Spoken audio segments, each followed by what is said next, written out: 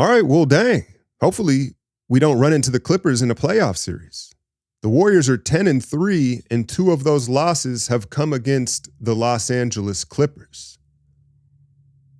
I want to start with this question here from @MPJ him. What do you think of the Warriors' turnovers problems, especially against more athletic defenses? Because you saw it last night, right? It was 20 turnovers. I think let's start with systemically. I think we all understand how many passes the Warriors make in the system, the tight windows that some of these passes are going to be made in, and the variance in them. They're going to be a higher turnover team, right? That's just out of the gate. But what is it about these athletic teams that force so many turnovers?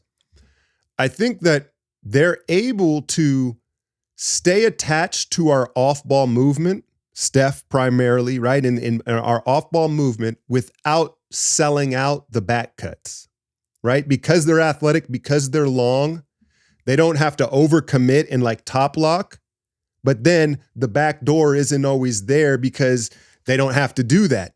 And when you're facing a Clippers team who has very good strategy with Jeff Van Gundy, Ty Lue, very good familiarity with the system, it's a recipe for disaster. And I thought down the stretch, the Steph Draymond two-man game, it became very predictable, right? And you watch these guys, they're like, all right, Draymond, you can shoot another three if you want, dog. We're going to smother all these cuts. And Draymond, when towards the end of games in particular, he's not looking for his shot, right? He's going to hunt those cuts. And with that athleticism, they don't have to choose. Let's say it's a lesser defender, a guy that's not as athletic. Now they kind of got to make a choice like, all right, am I going to sell out over the top on the Steph three, or am I going to fall back and not let them back cut me and then I'll contest late? With Chris Dunn, with Jones Jr., they're taking away both. They're right there. And so I think you have to adapt to that. You have to adapt to that. It's like, I love plopping down on the couch and watching an NBA game like anybody else. But I also understand there are certain things you only feel when you're there, right? You can see the interactions on the bench, the actual speed of the game, the vibes, right? And it's obvious Game Time, a lot of you have probably already used them, best ticketing app out, right? Whether it's concerts, comedy shows, or sports events. But they've got a new thing called Game Time Picks that filters out all the fluff and just immediately gets you the best deals so you don't have to sort through hundreds and hundreds of seats. I am looking at right now, November 26th, NBA Cup Lakers at Suns. And you see right away, 30% off super deal. And then my favorite feature is actually the way they let you see your seats. And it's kind of live where you can turn and see your full field of vision. So take the guesswork out of buying tickets with the Game Time Picks. Download the Game Time app, create an account, and use the code ALCHEMY for $20 off your first purchase. Terms do apply, but again, create an account, redeem the code ALCHEMY for $20 off. Download Game Time today. What time is it? It's game time. Kerr, he is dynamic in the sense that he will change, but it was too late last night. If you saw the preview video yesterday, I said, hey man, right out of the gate, high pick and rolls, get Zubac in space and get him off the floor. Because I know you look at, he had 12 rebounds and 8 points or something. He didn't have a big stat line, but his presence. And if you go back and you watch the tape like I did this morning, breakdown is out right now on Patreon. The collapsing on Zubac, even when he didn't have the ball, they've got 4 in the paint, like he's prime Arvydas Sabonis or something. And you combine that with Harden and showing 2 of those. Now there was this constant issue of one guy on the weak side trying to split the difference last night, right? And they played it as if they didn't have stats or knowledge of these players. The other key to the game was Norm Powell. Can you control Norm Powell?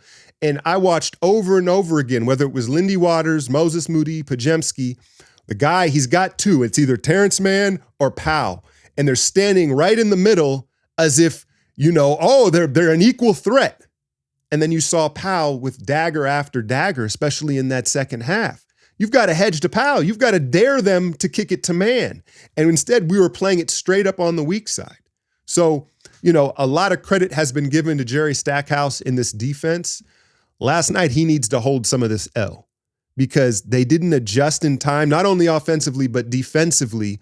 And also to realize, hey, Coffey, man, all of them were starting to hit him because they were wide open. But you have to stay attached to Powell. I don't think they gave him enough respect off the ball.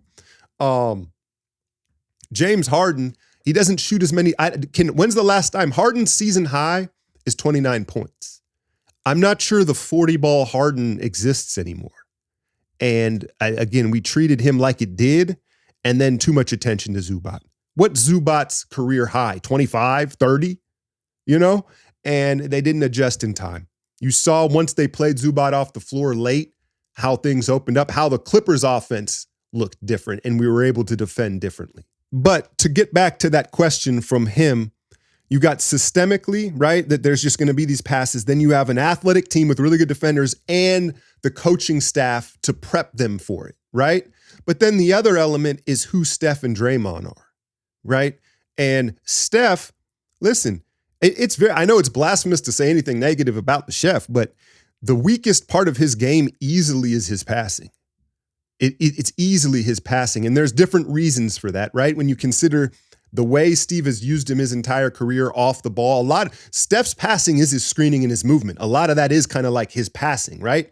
But as far as when he has the ball and he's making the literal pass, the same gene, the same trait that allows him to be the greatest shooter in the world and take those shots, it's there with the passing, but he doesn't have all those clubs in the bag. He doesn't have the reps and the nuance on some of these passes, the back spins and the different dynamicness of it.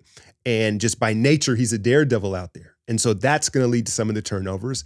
And then Draymond not being and I know he's shooting really well this year, but overall, generally speaking, not being a willing shooter or scorer is going to lead him, again, like the Clippers knew last night, like, yo, he's not taking this. We're selling out. And so all that combined leads to these turnover issues. Some other notes on the game. I thought Trace and Slow-Mo could have played more. Like, are we just allergic to playing with a bigger lineup? I thought Trace held his own against Zubac, and the last two games, it's about time Trace started to take it personal that Dub Nation's like, we need another big man. We need another big man. No, I'm the big man. But is there a minute cap on Trace? Is Trace only allowed to play like 15 minutes? Because it seems like he gets better as the more he plays, kind of like Kuminga, right? But I also thought that I think Slow-Mo is the answer in this matchup moving forward, as wild as that sounds. I know we didn't have Melton. That certainly could change how we defend, right? And another guy that can put pressure on the basket. But I think if you play Slow-Mo at the 5, he can switch on to Harden. And so now the Harden-Zubac pick and rolls look a lot different, right? But we only saw, 13 minutes of Slow-Mo? So I wasn't a big fan of the rotations. I wasn't mad at Lindy Waters being out there late. It was maybe the only time I hadn't seen Lindy ready to shoot in the corner there. But I said it again in the breakdown, like one of the unintended consequences of playing with the greatest shooter of all time is, in those moments, it's only natural to be like, no, Steph, you're going to take it. Like, why wouldn't Steph take it? So I think there was a little bit of that. I also think Draymond was coming up the court clapping for the ball, and so Lindy just wasn't ready to take that corner 3, which was the shot to take. And then GP2 had come in and stolen the ball, created the opportunity, and then he ends up taking the final shot on that skip pass that was clearly intended for Lindy. But if you've ever played in high school basketball, wherever it's at, when there's an actual clock, not pickup, an actual clock, whenever it gets like under 10, you tend to get sped up. The 10 seconds, in your mind, it goes in like 6 or 7 seconds. And so when there's like 3 on the clock, there's no time for GP2 to second guess or have any indecision. Like, was that pass for you or me or like here? No. There's 2 or 3 seconds on the clock. All GP2 could do was grab the ball and take the shot. So I'm not mad at him. It was just kind of, not what was intended. And we take our, 3rd loss of the year. But, yeah, it's early. I want to see Trace and Slow-Mo one way or another get more opportunities. And it just seems like in the second half, they kind of disappear and Kerr just rolls into these small ball lineups. We see the Hawks Wednesday in San Francisco. Dyson Daniels, is that how you say his name? Dyson Daniels. He's an Australian. Y'all was telling me Eubanks ain't Australian. I don't know why I thought he was Australian. I swear I saw him on the Australian team, but Dyson Daniels was traded from the Pelicans to Atlanta in the DeJounte Murray trade, and now he looks like some sort of Scottie Pippen. Like he's like leading the league in steals, deflections. He looks like prime Ben Simmons in a way almost. Like, you know, New Orleans just can't get anything right?